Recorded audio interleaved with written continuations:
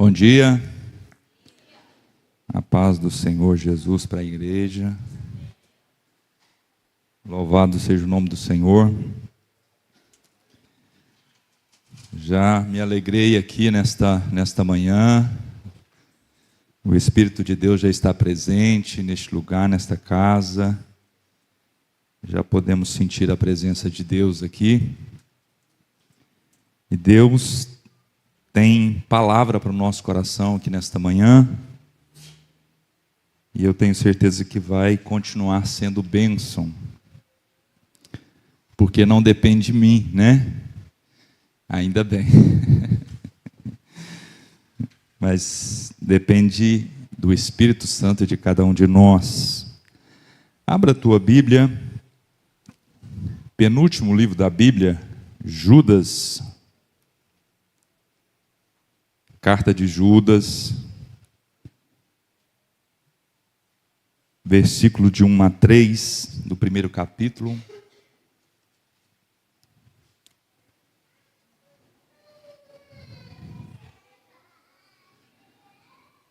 Diz-nos assim a palavra de Deus: Judas, servo de Jesus Cristo, irmão de Tiago, aos que foram chamados, amados por Deus Pai e guardados por Jesus Cristo, misericórdia, paz e amor sejam multiplicados. Amados, embora estivesse muito ansioso para lhes escrever acerca da salvação que compartilhamos, senti que era necessário escrever-lhes insistindo que batalhassem pela fé. Que de uma vez por todas confiadas aos santos. Pode assentar, querido.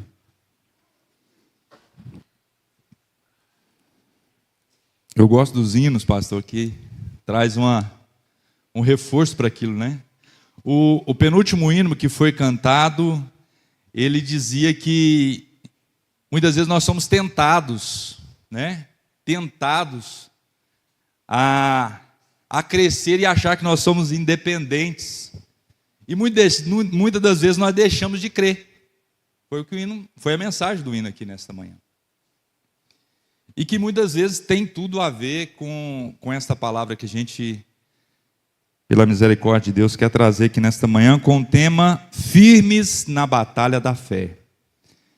Então eu e você, nós fomos chamados a uma fé viva. A igreja foi chamada a uma fé viva, e essa fé, ela precisa ser regada, essa fé, ela precisa ser conservada, essa fé, ela precisa ser firmada a cada dia, né? Diante das dificuldades, diante das lutas, nós precisamos batalhar por esta fé. Esse livro, né, é um dos livros mais curtos do Novo Testamento, foi escrito por Judas. Esse não é o Iscariotes. Esse Judas é o meio-irmão de Jesus, né? Junto com Tiago, junto com Simão, junto com José, que eram os irmãos, né, de filhos de José e Maria. Então, esse livro, essa carta, ela foi escrita, alguns estudiosos dizem que ela foi escrita no ano 60 depois de Cristo, mas está datada entre 40 a 80 depois de Cristo. E ela é uma carta universal, né? Ela não está direcionada a uma igreja específica, como Paulo direcionava aos Tessalonicenses, a igreja de Tessalônica. Não está como Paulo direcionava a igreja de Corinto. Não, ela é uma carta universal destinada a nós, a igreja, né? Então esse é o cenário, e nos primeiros versículos aqui, antes de nós entrarmos na introdução, só para nós termos uma noção, eu queria que você ficasse com a Bíblia aberta, nos ajudasse, né? Eu queria que a igreja participasse, se possível, aqueles irmãos que gostam de ler, que gostam de, né, que você ficasse com a sua Bíblia aberta, e se você sentir no coração, lê para nós, é lógico, rapidinho, para nós não perdermos o foco, mas para os irmãos participarem também da leitura. Os irmãos que quiserem procurar aí, faça favor, procura para nós, queridos, O 1 Coríntios 1, verso 9, Romanos 5 e 8 e João 17, 12. Por quê? Porque nos primeiros versículos aqui, Judas se identifica. Olha, eu sou Judas, né, irmão de Tiago. Só que ele identifica como o quê, irmão? Como servo. Ele reafirmou aqui a sua fé. Ele não só se comparou, ele não se comparou ao seu meio-irmão Jesus, mas ele realmente reafirmou a sua fé, que ele aceitava que Jesus não era seu meio-irmão, ele era Senhor e Salvador da sua vida. Então, nós já vemos aqui no início dessa carta que Judas já se apresenta dessa forma: eu sou servo. E é uma lição para nós. Já abre uma lição para nós. Querido, nós temos que aprender o nosso lugar. E o nosso lugar tem que ser servo. Nós temos que aprender a ser servo. E servo, querido, ele não faz o que ele quer, ele faz o que Deus manda. Então, isso aqui é muito sério. Nós vamos ver isso aqui no versículo 3 também, que ele se coloca na disposição e na dispensação de Deus. Olha, eu queria muito falar da salvação, mas eu fui impulsionado pelo Espírito Santo aqui, direcionado pelo Espírito Santo para falar outra coisa. Então ele já traz essa lição para nós já de cara. Servo não faz o que ele quer, ele faz o que Deus manda. Então, se nós até hoje não aprendemos a ser servo, qual é a função do servo? Servo é servir. Uma das funções do servo é servir. Será que nós temos servido ao Senhor como servo? Fica para nós pensarmos aqui nesta manhã. E aí ele continua: aos que foram, isso aqui é os destinatários dessa igreja, desta carta, a Igreja Universal, eles têm qualidades. Qual que é as qualidades? Está aqui, no segundo versículo. Qual que é? Eles foram chamados. Quem está aí com 1 Coríntios 1, verso 9? Pode ler, fazendo um favor.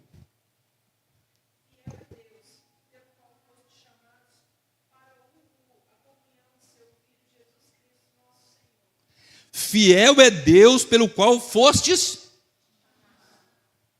O chamado, irmão, ele não é nosso, ele vem de Deus. Lembra de João 15,16? Não vos escolhestes a mim, mas eu vos escolhi a vós, e vos nomeei, para que vades. Nomear aqui é chamar, é destinar, é levar, é colocar direcionamento. Amados por Deus. Então, irmão, a característica de quem está recebendo essa mensagem é que eles foram chamados, consciência do seu chamado.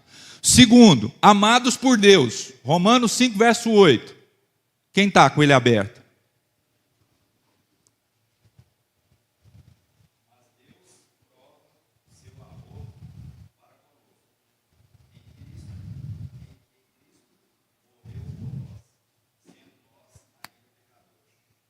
Então, meus queridos, nós estamos aqui porque o amor de Deus nos alcançou.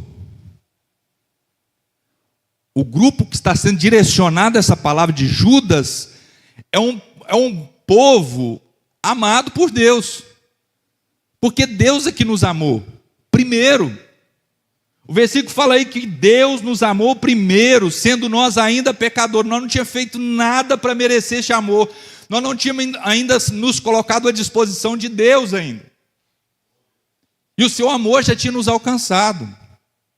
O teu amor já tinha nos alcançado. E o terceiro, guardados por Jesus Cristo.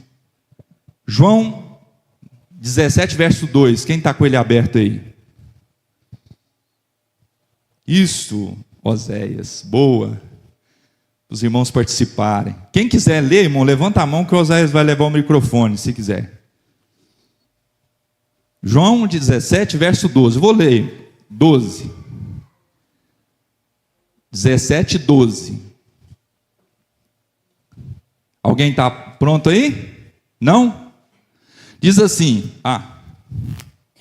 Estando eu com eles no mundo, guardava-os em teu nome. Tenho guardado aqueles que em tu destes, e nenhum deles se perdeu, senão o filho da perdição, para que as escrituras se cumprissem. Então, esse grupo é os que foram chamados, amados por Deus Pai e guardados por Jesus Cristo. Só que nesse versículo que nós lemos aí, fala de um que se perdeu, não fala? Judas. Então Jesus foi incapaz de guardá-lo? Então eu queria trazer algumas provocações para nós aqui nesta manhã. Não precisa responder, não precisa responder, só pensa, irmãos, nesta manhã. Como está a tua fé? Se fosse medir a saúde da tua fé nesta manhã, como é que está a tua fé? Fraca? Precisando ser fortalecida? Está sendo provada? Como que está a tua fé? Mateus 13, versículo 20 e 21, o que diz a palavra de Deus? Por que eu fiz essa pergunta? Mateus 13, quem achou pode ler. 20 e 21. Vamos lá. Já vai procurando aí Lucas 17, verso 17 a 19. Pode ler. Porém, o que foi semeado com pedregais é o que ouve a palavra e logo a recebe com alegria, mas não tem raiz em si mesmo. Antes é de pouca duração e chegada a angústia e a perseguição por causa da palavra, logo se ofende. Por que eu perguntei como é que está a tua fé, a saúde da tua fé?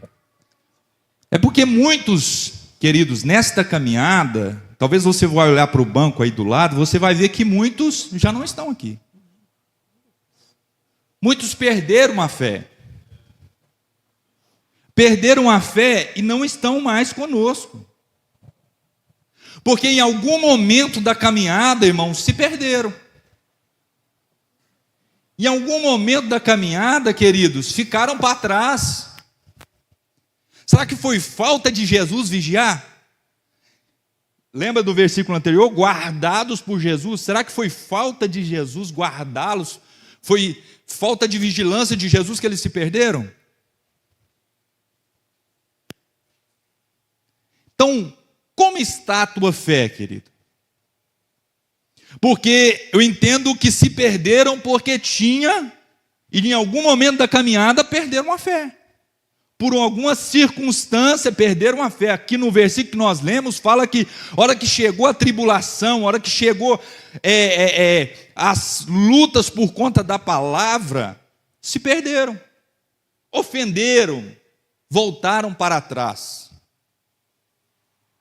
Outra pergunta para nós, queridos. Depois os irmãos já procuram aí Lucas 17, versos 17 a 19. Você tem fé e busca milagres? Por quê? Vai procurando aí. O porquê disso, querido? O porquê dessa pergunta? Reflete comigo um pouquinho. Muitas pessoas adentram essas portas, adentram a porta da Igreja Universal, de várias denominações do nosso mundo, do país e do mundo, em busca de um milagre, em busca de solução para alguma coisa na vida dele. Ele busca solução para uma enfermidade, uma solução com o filho, uma solução com a esposa, uma dificuldade que tem, uma dificuldade de tantas dificuldades. Muitas vezes as pessoas entram essas portas em busca de um milagre, em busca de uma solução. Jesus tem solução, irmão? Tem, lógico que tem. Quantos de nós adentramos com esse mesmo pensamento? Mas hoje nós já não estamos neste mesmo pensamento. Por quê? Porque muitas das vezes, querido, da mesma forma que entra em busca do milagre, e quando ocorre este milagre, a pessoa esquece do Deus do milagre e volta para trás. Lê aí 17, Lucas 17. Verso 17 a 19. E respondendo Jesus disse: Não foram 10 os limpos? E onde estão os 9? Não houve quem voltasse para dar glória a Deus, senão este estrangeiro? E disse-lhe: Levanta-te e vai, a tua fé te salvou. Lê Mateus também, procura Mateus 8,16. Queridos, então muitas pessoas entram na casa de Deus em busca de milagre. Tem fé para receber o milagre. E realmente recebe o milagre. Deus é Deus de milagre. Mas viu aí, dos 10 leprosos, 9 viraram as costas e foram embora. Simplesmente foram embora. Então a fé para a qual Judas está falando para nós batalharmos por ela, não é essa fé que vem em busca de um milagre. Não é essa fé. Mateus, o que fala em Mateus 8, verso 16? E chegada a tarde, trouxeram muitos endemoniados, e ele com a sua palavra expulsou todos os espíritos e curou a todos os enfermos, os que estavam enfermos. Quantas pessoas, irmãos, já foram curadas por Deus? Quantas pessoas já tiveram um encontro com Jesus milagrosos, estão hoje no mundo desviados, completamente alienados de Deus. Milagre não segura ninguém.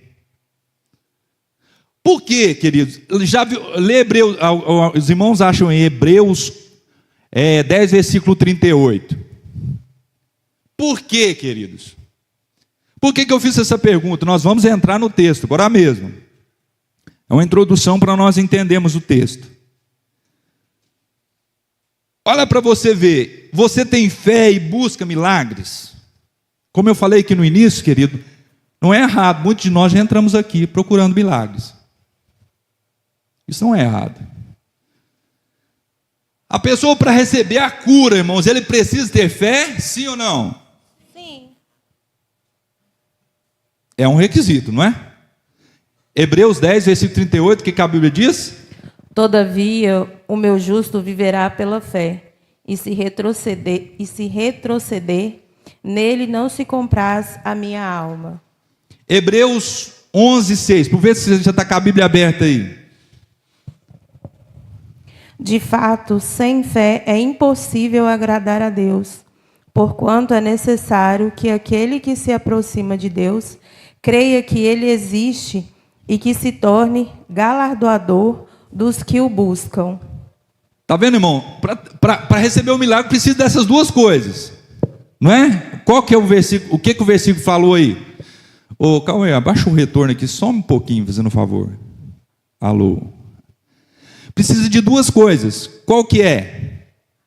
Crer que Deus existe, não é isso?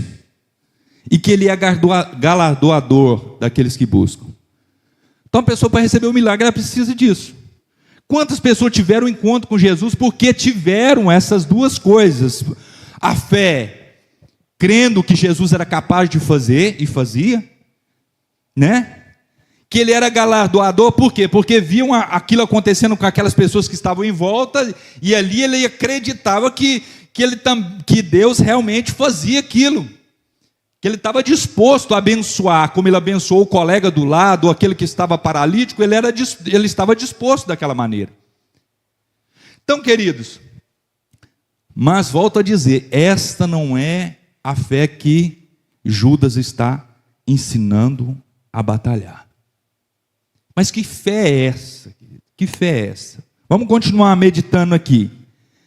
Sua fé está apoiada em Deus ou nos homens?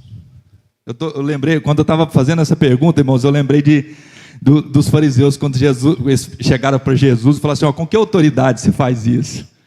Aí eles pensaram, aí Jesus falou, aí eles comentaram entre eles, falou assim, nós falar que é dos céus, Jesus vai falar assim, mas então por que você não quer ir na mensagem de João Batista? Eles falaram, eu não sei. Eu lembrei dessa dessa passagem. Mas a tua fé está apoiada em Deus ou nos homens? É uma pergunta, parece assim, né? Parece retórica, mas não é, irmãos. Por quê? Porque muitas das vezes, irmãos, a fé de muitas pessoas estão apoiada em homens. Você falar, é possível? É possível. É possível. Pessoas que têm realmente uma forma cativante de falar, uma persuasão, uma influência. Ou se não até, irmão, vamos separar uma coisa aqui, só para os irmãos, só para a gente... Eu li aquele livro, As Armas da Persuasão, e muitas vezes você vai entender o que é uma dívida de gratidão, né? Muitas vezes. A pessoa muitas vezes recebe algo de alguém e fica com aquela dívida de gratidão. E muitas vezes a pessoa fica presa no homem. Fica presa no homem. Então, irmãos, tem isso ainda nos nossos dias, tem isso ainda no meio da igreja. Por que você sabe que tem, Luiz? Porque muitas vezes você já viu que, de repente, some as pessoas? De repente, some. E principalmente, querido, quando o homem cai. Quando esse homem espelhado cai, porque a Bíblia diz que aquele que está de pé olha para que não caia. Somos passivos de cair, irmão? Sim, a Bíblia diz que o justo pode cair, mas Deus o levantará. Nós somos passivos de cair? Claro que é. Por isso que o tema nesta noite é firmes na batalha da fé. Porque nós temos que estar batalhando. Irmãos, eu imagino aqui, é uma notícia, isso que eu vou falar aqui é uma notícia pública, né? É um grande escritor e teólogo, né? O Filipiense, né? Não sei falar inglês, né? Mas é por aí. Que confessou, né? Que caiu, ficou 8 anos em adultério. Querido, quantas pessoas não caíram por causa disso?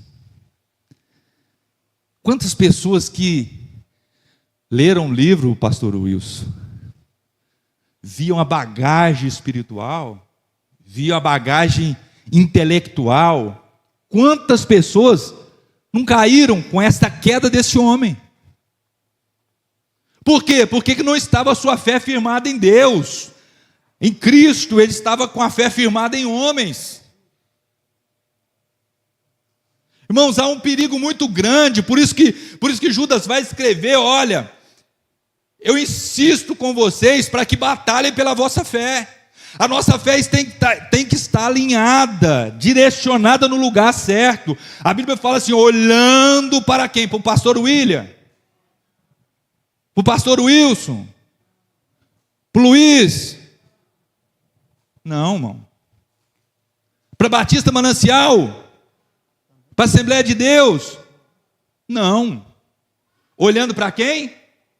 Olhando para Jesus, o autor e consumador da nossa fé. Aleluia. Aí você não cai, querido.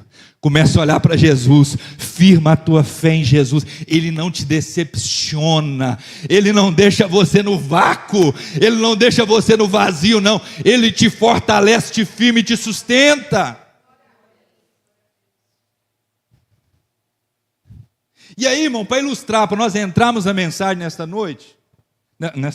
manhã, perdoa, é tanto ósseos, né? Para ilustrar, querido, eu fiz uma introdução aqui, mas estava ali sentado ali, orando, e Deus me fez lembrar de uma outra passagem que ilustra bem isso que a gente está falando. Lembra dos valentes de Davi? Eu não lembro onde está, porque Deus me trouxe isso agora, porque eu estava ajoelhado orando. Lembra dos valentes de Davi? Lembra? Não sei se está em Crônicas, não sei onde está, mas está lá a história. E aí, o escritor ele vai ressaltar os posicionamentos desses valentes. Ele vai ressaltar aquilo que os valentes fizeram e que tornaram o reino de Davi tão próspero, tão firme. E num desses momentos, a Bíblia fala que os filisteus chegaram, irmãos, e a Bíblia fala que Davi e mais alguns daqueles valentes, eles se posicionaram, querido. Imagina você comigo aqui. Imagina você. O que você acha de valor? Se você é um agricultor, vamos falar assim, ó, tem uma horta de café lá, uma plantação de café. E essa plantação de café é aquilo que sustenta o agricultor. Se chega um fogo lá, se pegou um fogo próximo daquela plantação, o que ele vai fazer? Ele vai fazer de tudo para proteger o quê?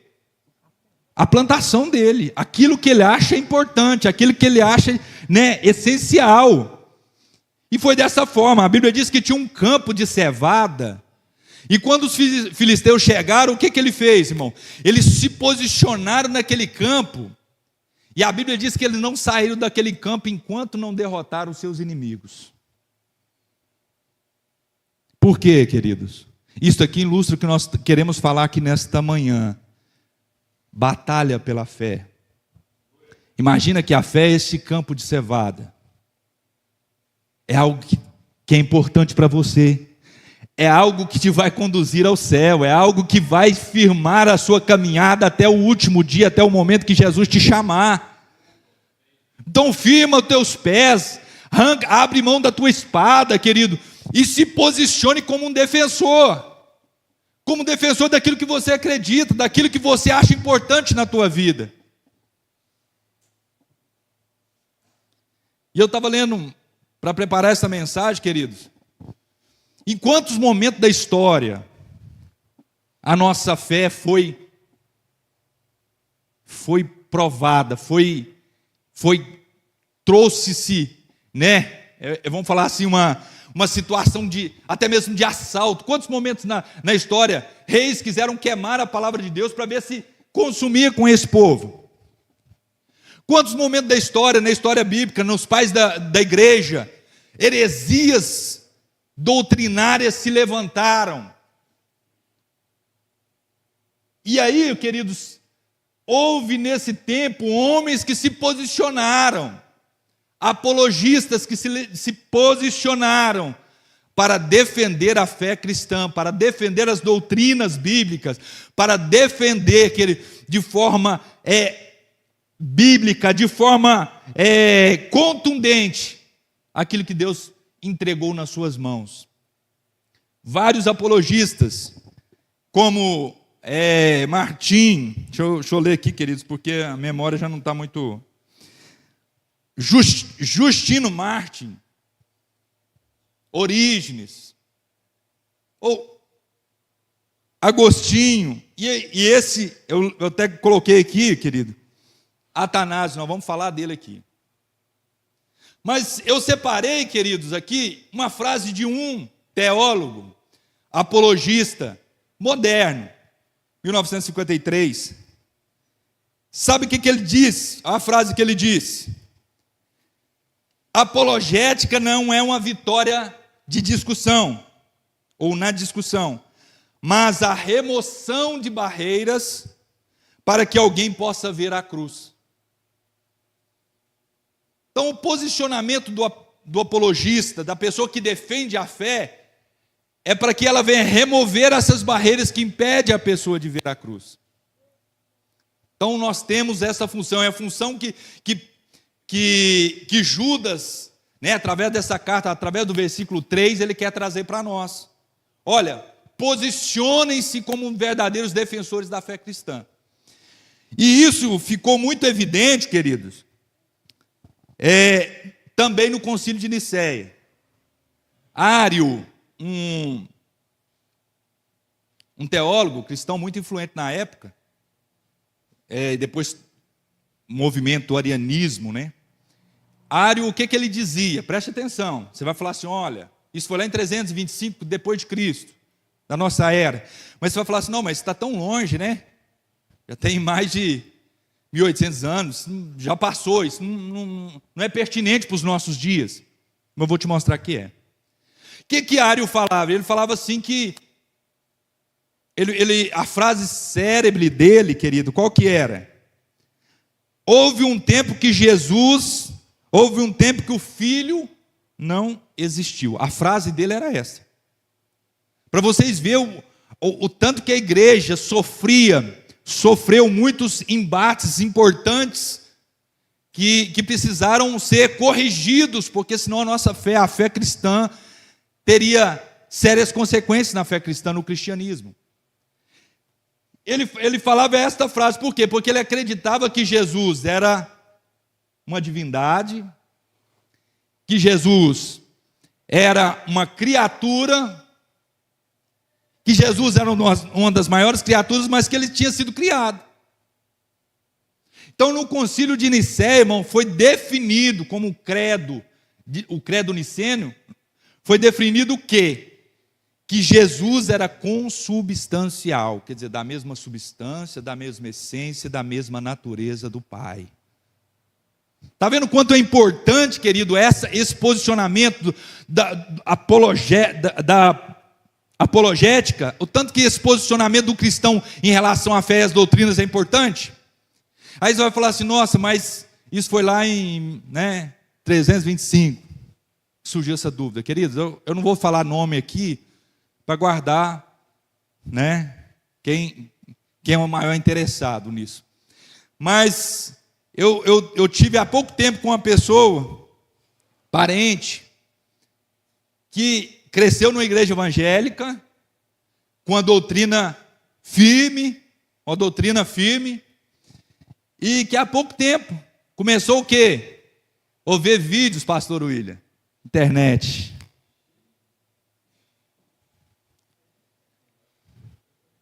Começou a ver vídeo na internet, pastor William, isso. E aí, grandes debatedores, apologistas do século, do nosso século na internet, com grandes debates. Eu gosto de ver debate também, querido, mas assim, a gente tem que ter filtro, a gente tem que ter discernimento. Aí o que acontece, querido? Ele começou a ver esse debate, e aonde que chegou? Nesse mesmo assunto. Eu não creio que Jesus é o Filho de Deus, porque ele foi criado. E hoje está com esse pensamento, está com essa mentalidade, está fora do raciocínio bíblico, está fora das doutrinas bíblicas essenciais para a salvação. Então é aí que está o perigo, irmãos. Muitas vezes você acha que o perigo está longe, mas o perigo está perto, muitas das vezes. E é nisso que eu quero trabalhar agora, irmão, nesses poucos minutos, dentro desse tema, E eu queria falar algumas coisas sobre as características daqueles que estão firmes na fé, para nós darmos sequência aí. Então nós vamos voltar para o texto, versículo 3 de Judas. Quem pode ler para nós? Mantenha sua Bíblia aberta, querido, porque a gente vai, bastante versículo aqui, se tempo nos permitir.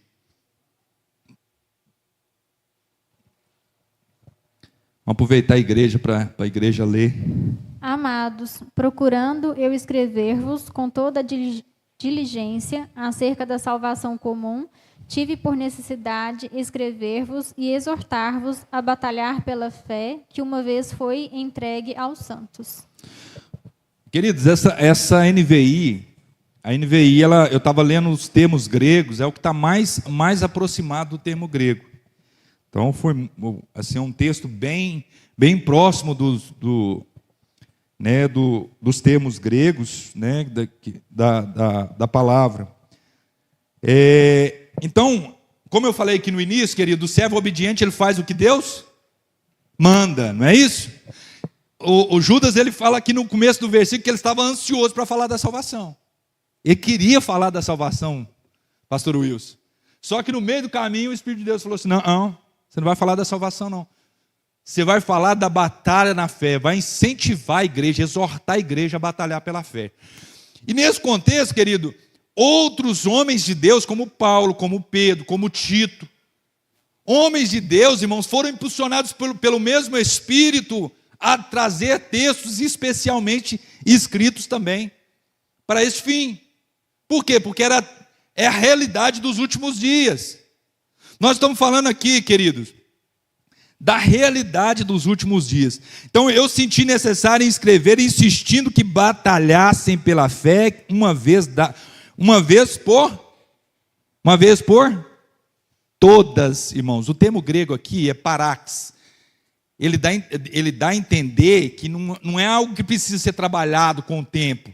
A fé do cristianismo, a fé cristã, ela não precisa ser reformulada, reestruturada. Não, ela já foi dada. Ela é uma fé consolidada, ela não precisa ser mexida. Não. Como hoje apareceu aí uns tempos atrás aí, falando que a Bíblia precisava ser reestruturada, reinterpretada e tantas coisas mais. Não, o texto aqui, a Bíblia fala que é uma fé que foi dada uma vez por todas aos santos. Então não é uma coisa que precisa mexer, não é uma coisa que precisa reformulação. Não, ela já foi dada uma vez por todas. E aí, querido, uma dessas características que eu quero trabalhar aqui com os irmãos nesta manhã, aquele que está firme na batalha da fé, é aquele que está firme, persevera, é aquele que persevera na doutrina. Atos 2:42, o que a Bíblia diz lá? Um texto muito conhecido. Depois os irmãos já procuram aí, Atos 17, 11 e 12.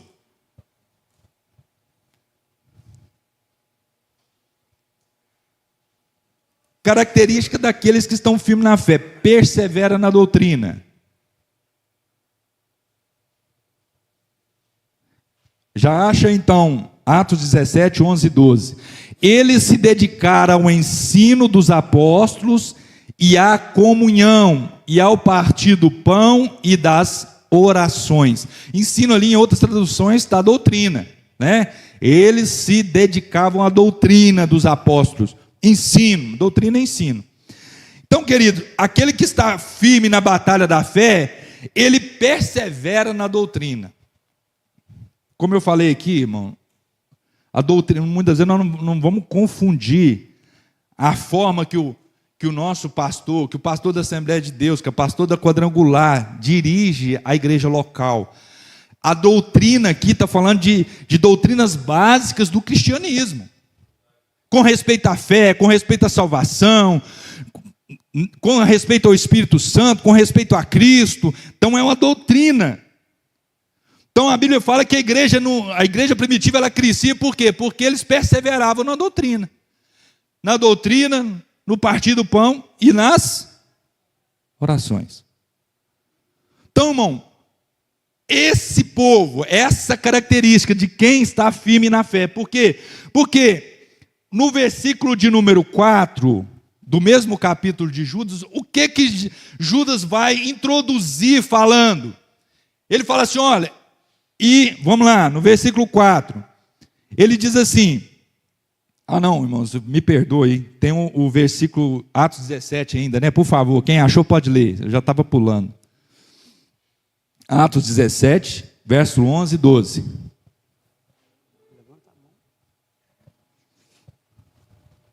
Ora, estes foram mais nobres do que os que estavam em Tessalônica, porque de bom grado receberam a palavra, examinando cada dia nas Escrituras, e estas coisas eram assim.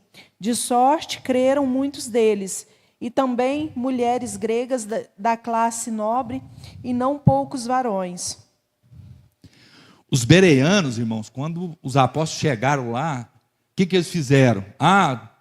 Luiz está falando ali, peraí, deixa eu ver aqui na Bíblia, deixa eu ver aqui na palavra.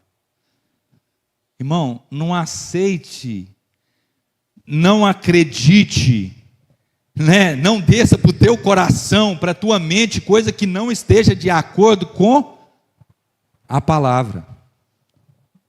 Essa é uma das características daquele que perseveram na doutrina. Eles não se dobram a qualquer assunto, a qualquer interpretação. Hoje está cheio disso aí.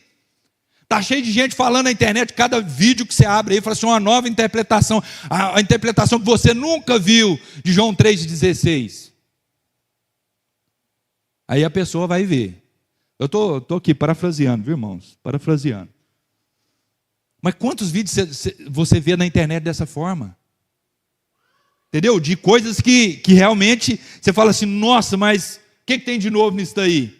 Talvez sim, tem novo mesmo. Um novo engano, uma nova heresia, tem muito isso. Então, meu querido, nós temos que ficar precavidos, atentos. Por quê? No versículo 4, agora vamos para o versículo 4. Eu não sei se eu vou conseguir fechar, mas eu quero pelo menos tentar fechar esse tópico aqui com os irmãos. No versículo 4, o que diz? Porque certos homens, aqui em algumas traduções está indivíduos, quer dizer, aqui não está falando de homem e de mulher, está falando de pessoas, de grupo de pessoas. Certos homens, cuja condenação já estava sentenciada há muito tempo, o que eles fizeram? Infiltraram-se dissolutamente. Sabe qual que é o termo grego aqui? Na surdina, pastor Wilson. Caladinho, sapatinho, como se diz por aí. São pessoas, irmãos, que entram no meio da igreja sem fazer alarde, sem fazer barulho, sem fazer movimento. São pessoas que entram ali junto com as ovelhas, sabe, pastor Wilson? Junto com as ovelhas ali, na casa. E começam, conversar. Ah, mas isso aqui foi o Senhor que está falando, irmão, está na palavra. Cuidado com quem você abre a tua porta, irmão. Ah, mas é cristão, cuidado. Cuidado. Porque você fala assim, não, mas ele vai falar, ele não vai me fazer errar na doutrina principal da Bíblia. Eu conheço a doutrina de Cristo. Mas ele vai lá, lança uma sementinha, olha, mas você viu o grupo de louvor? Nossa, mas, né? Parafraseando, viu, irmãos? Me entendam bem. Ah, mas você viu, pastor, sim. E aí começa, irmão, começa certo tipo de assunto que vai trazer o quê? Dúvida. Que vai trazer incredulidade.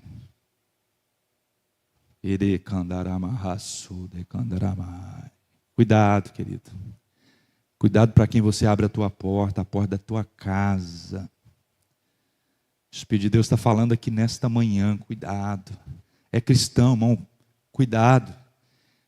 Porque, como nós vamos entender, esses indivíduos aqui apostataram da fé. E os apóstatas da fé, irmãos, eles não vão para o mundo. Eles permanecem dentro da igreja. Você acha que eles vão para o mundo? Não, eles permanecem dentro da igreja. Só que com a mente cauterizada, longe de Cristo, sabe o que eles vão fazer? Eles vão começar a movimentar a igreja, mas de uma forma terrível, de uma forma trágica. Por quê? Apostataram da fé, eram do nosso meio, querido, mas num momento da sua caminhada, num momento da sua vida, perderam a fé. Apostataram da fé.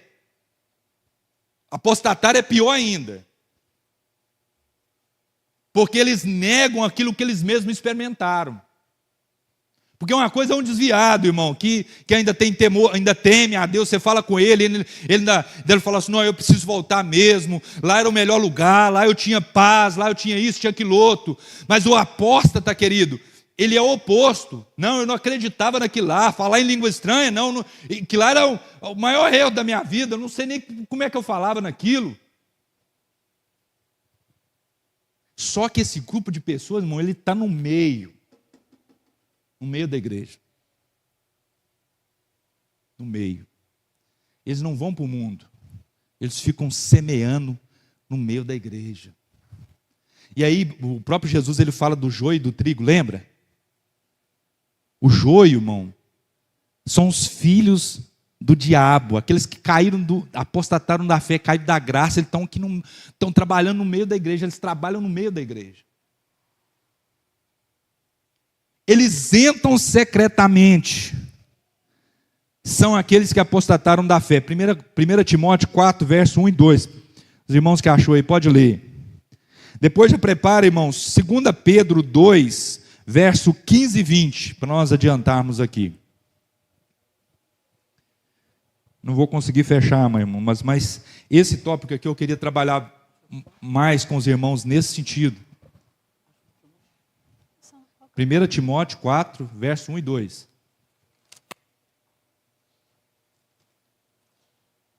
Mas o Espírito expressamente diz que nos últimos tempos apostatarão alguns da fé, dando ouvidos a espíritos enganadores e a doutrinas de demônios, pela hipocrisia de homens que falam mentiras, tendo cauterizados a sua própria consciência. Está vendo que vários autores da Bíblia reforçaram esse cuidado porque era pertinente para os nossos últimos dias. Nos últimos dias apostatarão alguns da fé. Por dar ouvido aqui, irmãos, volta lá no versículo 1, Cauê, por favor. Por apostatarão alguns da fé e seguirão o quê? E doutrina de? Em algum momento, irmãos, essas pessoas caíram da fé por quê? Talvez porque acreditaram, como Eva. Lembra de Eva? Vamos lá? Gênesis 3, verso 6. Depois nós lemos 2 Pedro, segura aí. Gênesis 3, verso 1 a 6, rapidinho. Não, pode ser o 6 mesmo, deixa só o 6, fazendo um favor. Vamos lá. Quando a mulher viu a árvore que era boa para alimento, e atraente aos olhos e desejável para dela obter sabedoria, tomou o fruto e comeu, e deu ao seu marido e que estava com ela, e ele comeu. Está vendo, irmão, o que é doutrina, o que é espírito enganador, o que o diabo faz na mente da pessoa? O que esses espíritos fazem na mente da pessoa? Olha, Eva, você pode comer. Você viu que ele distorceu o texto? Se você for olhar no capítulo, depois lê em casa do capítulo 1 ao versículo 6 para você ver. Ele distorce o texto. E Eva cai. Eu não vamos ler não, querido, mas depois você lê em casa. Olha para você ver. Gênesis 4, versos 6 e 7, fala de Caim. A mesma coisa. A Bíblia diz que Caim se enfureceu. Enfureceu no seu coração. Deus fala para ele: Caim, se você fizer o bem, haverá. Mas se não, o pecado jaz à porta, cabe a você dominá-lo. Mas o que, irmão? O ódio estava no coração dele, o ódio já estava no coração dele. E eu queria falar um pouquinho, se desse tempo, do processo da tentação. Do processo da tentação. Nós estamos falando de pessoas caídas, né? De pessoas que caíram, apostataram da fé. Então, estou querendo trazer um paralelo aqui, como que chegou nessa situação, para você saber que você tem que guardar a doutrina, para você saber que você tem que examinar as Escrituras antes de dar ouvido a qualquer coisa. Porque muitas vezes são doutrinas de demônios, espíritos enganadores. Como que ele caiu, irmão? Ele alimentou o quê? O ódio no coração dele. Como Judas alimentou a ganância no coração dele. E o diabo aproveitou daquela situação. Ele colocou oportunidades naquela situação. Quando Caim sai para o campo, o que ele coloca? Ele já tinha colocado no coração: eu vou aproveitar a oportunidade e vou matar ele. Queridos, e pasmem. Tem muito cristão dentro da casa de Deus com ódio do irmão. Ódio, não estou falando de raiva, não. Não estou falando de raiva, não, estou falando de ódio. E você lembra o que Jesus vai falar lá em Mateus? Que aquele que apenas chamar o seu irmão de louco já é réu. Quanto mais você, no seu coração, abrigando o ódio do seu irmão. Então, cuidado, querido. Porque é um passo para a queda, é um passo para apostatar da fé e cair da graça de Deus. Olha para você ver. Isso aí está em Mateus 5:22, que Jesus fala, né? Querido, aí vamos pular aqui. Vamos voltar lá, 2 Pedro 2, verso 15 e 20, para nós darmos sequência aqui. Já estamos terminando, irmão. Eles abandonaram o caminho reto e se desviaram, seguindo o caminho de Balaão, filho de Beer, que amou o salário da injustiça. Mas em sua transgressão foi repreendido por uma jumenta, um animal mudo que falou com voz humana, e refreou a insensatez do profeta. Esses homens são fontes sem água e névoas impelidadas pela tempestade. A escuridão das trevas lhe está reservada. Pois eles, com a palavra de vaidosa arrogância e provocando de seus desejos libertinos, de carne, seduzem os que estão quase conseguindo fugir daqueles que vivem no erro. Prometendo-lhes liberdade, eles mesmos são escravos da corrupção, pois o homem é escravo daquilo que domina. Isso. Mas deixa eu focar aqui, 2 Pedro 2, vamos focar nos dois aqui para nós ganharmos tempo.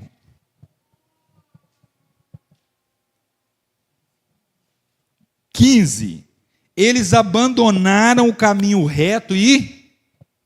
Qual que era a característica daquele que se apostata da fé? Eles abandonaram o caminho reto e se desviaram. O 20. Versículo 20. Se tendo, pois, escapado da contaminação do mundo, por meio do conhecimento do nosso Senhor e Salvador Jesus Cristo, novamente se encontram enredados nelas e por elas são dominados. Então, o que acontece? Em pior estado estão do que no princípio. Então, essas pessoas, irmãos, saíram do nosso meio, estavam no nosso meio, mas desviaram, caíram da graça, apostataram da fé e hoje se encontram numa situação de ferramenta para o inimigo. Literalmente, esses são os anticristos que têm se formado por aí. Porque eles começam a semear não a doutrina de Cristo, mas a doutrina do inferno, trazendo discórdia, trazendo heresia, trazendo tudo quanto é tipo de coisa. Mateus 16, versos 6 e 12. Somente o 6 e o 12. Quem tiver com a Bíblia aberta aí.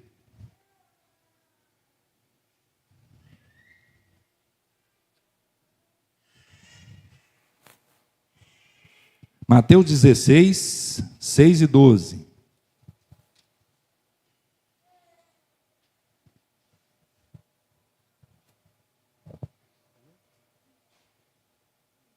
Ana Maria.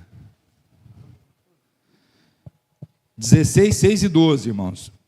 E depois os irmãos já procuram aí Romanos 6, verso 1 e 4. E Jesus disse-lhes: adverte e acautelai-vos do fermento dos fariseus e saduceus. 12. Então compreenderam que não disseram que se guardassem do fermento do pão, mas da doutrina dos fariseus. Então, aquele que persevera na doutrina, querido, ele sabe que basta um pouquinho de fermento para levedar toda a massa. Ele sabe que um pouquinho de ensino distorcido já é suficiente para criar dúvida, incredulidade, já começa a abrir portas para o inimigo trabalhar e muitas vezes tirar a pessoa de dentro da igreja. Então, por isso que eu voltei aqui no início, querido, tome cuidado com quem você abre a tua porta, a tua casa. Porque você fala assim, aqui na igreja é difícil, assim, não é uma igreja pequena, o pastor sempre tem uma coerência de olhar para as pessoas que estão ministrando, que faz todo o papel, toda a importância. Mas muitas vezes, querido, muitas vezes o pastor não sabe quem está lá visitando a tua casa.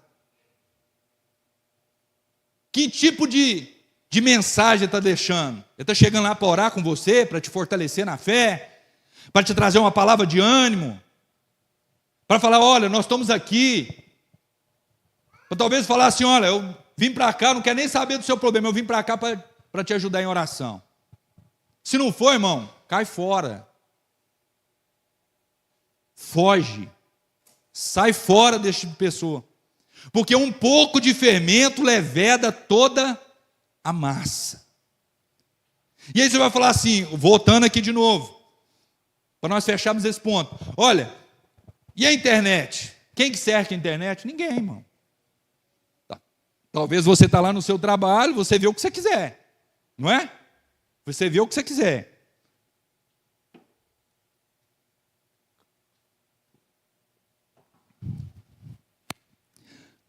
Mas, queridos, cuidado com aquilo que você vê. Cuidado com aquilo que você escuta, que você ouve, com aquilo que você alimenta. Porque muitas vezes naquilo ali, irmão, tem algo já de erro.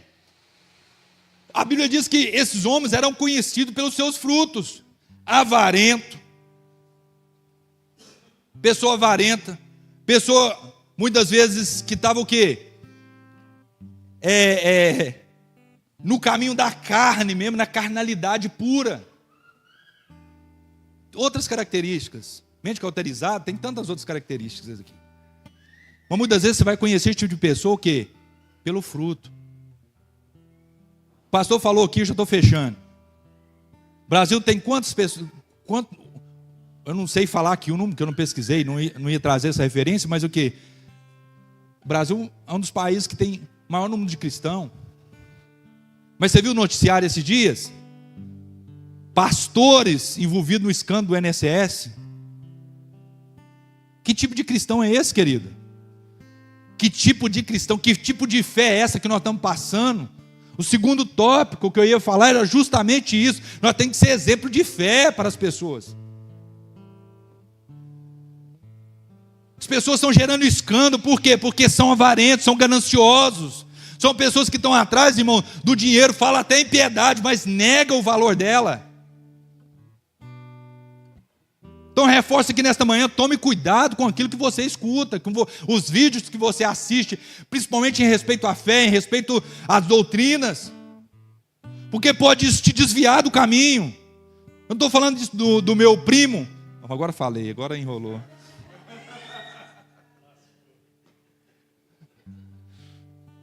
Mas é verdade, querido.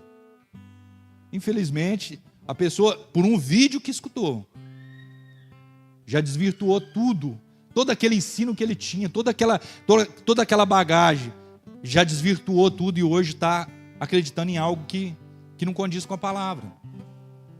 Se coloque de pé nesta manhã, querido, não vai dar tempo de eu fechar aqui.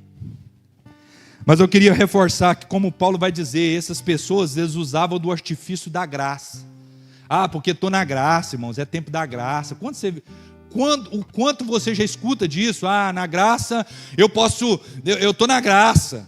Eu quero usar aqui só um exemplo chucro, simples. Né? Em algumas, talvez da denominação que você veio, alguma coisa assim, você usava saia, agora você usa calça, por exemplo. Tem nada a ver, né, irmão? Não é uma doutrina, não é um exemplo de doutrina.